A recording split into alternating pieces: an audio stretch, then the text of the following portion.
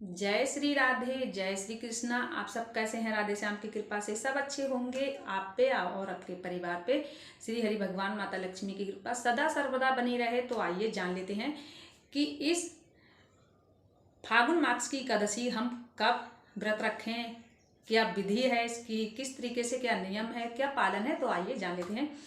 इस फागुन मास की एकादशी का व्रत, कृष्ण पक्ष की एकादशी हम 16 फरवरी को मना रहे हैं। 16 फरवरी दिन गुरुवार को इसका व्रत धारण करा जाएगा सुबह 5:32 पे, और अगले दिन सुबह के 2:49 पे इसका व्रत प्रारंभ करा जा रहा है।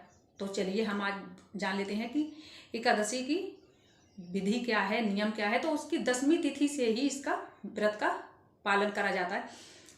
10वीं तिथि से ब्रह्मचारी रूप में रहना है आपको, और ये लहसुन प्याज ये तो सबका सेवन नहीं करना है, ये तो सबको ही पता है। और दाल, मसूर दाल, साग, टमाटर, चावल, इस सब का भी सेवन नहीं करना है। ये सब चीज़ का सेवन नहीं करना है, ये नहीं खाया जाता है एकादशी में। फिर अगले दिन सुबह को जब ब्रह्म मुहूर्त में आप उठिए, उसके बाद अन्न ग्रहण नहीं होगा। उसके बाद फलाहार या तो जल पीकर, जैसे वो आपका मन है आप उस तरीके से व्रत रख सकते हैं, लेकिन अन्न का सेवन नहीं होता है एकादशी में। तो हम अगले दिन जब हम उठें तो हमारे पास लड्डू गोपाल हो आपके पास, या श्री हरि भगवान की प्रतिमा है, जो भी है, तो आप उनका अभिषेक कराइए। हो सके तो पंचामृत से कराइए, नहीं है तो सादा जल से भी आप करा सकते हैं।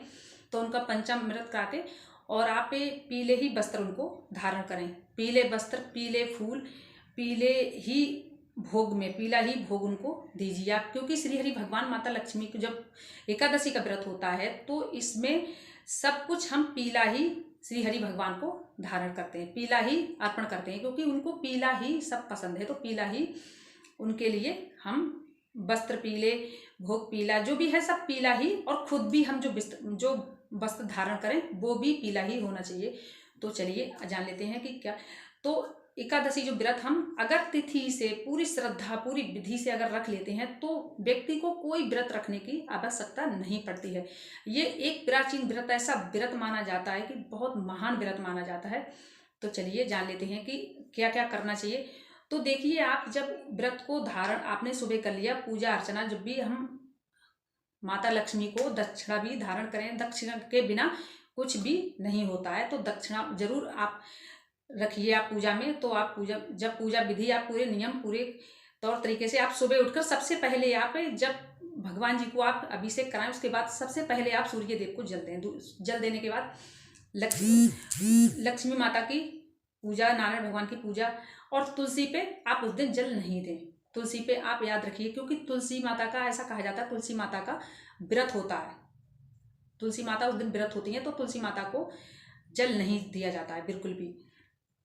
तो चलिए आप जान लेते हैं। फिर हमने जब व्रत हमारा हो गया तो व्रत के बाद हमारा पूरा भाव, फिर अगले दिन आप द्वादशी के दिन आप ब्राह्मणों को भोजन कराइए, आप दक्षिणा दीजिए, और खुद भी भोजन आप स्वयं ग्रहण करें। इसी तरीके से व्रत संपूर्ण तरीके से आपका पूर्ण हो जाता है। तो आशा करती हूँ, उम्मीद करती हूँ कि आपको मेरी वीडियो पसंद आए। तो मेरे चैनल को सब्सक्राइब करना, बेल आइकन को प्रेस करना, और श्री हरि कमेंट में लिखते रहना। जय जय श्री हरि, जय जय श्री राधे।